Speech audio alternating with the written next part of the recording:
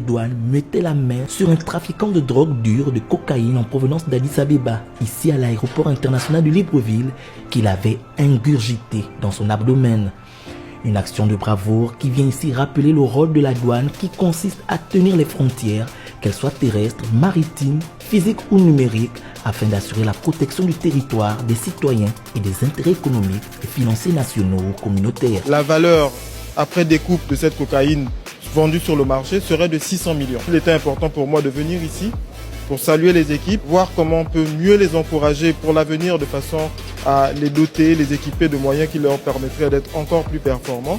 Et puis, donner de la visibilité au travail qui se fait, notamment sur le volet sécurité en ce qui concerne la douane. Le manque d'outils de détection adéquats aux produits prohibés à l'aéroport de Libreville empiète encore largement sur la performance de ce service des douanes qui se retrouve parfois sous pression à cause du flux de passagers. Nous n'avons pas de scanners pour détecter les métaux, et même les testeurs. Donc, Monsieur le ministre a promis avoir un regard bienveillant vis-à-vis de la direction des services de surveillance pour nous équiper du matériel qui puisse nous permettre de travailler de façon optimale. Notons que l'importation de la cocaïne est interdite au Gabon selon le code des douanes de la CEMAC et fait partie des délits de première classe. L'importation de la cocaïne est une infraction douanière prévue par les articles 55 à 63 du code des douanes de la CEMAC. Au cours de ce mois, plusieurs interpellations à ce sujet ont déjà été enregistrées par ce service.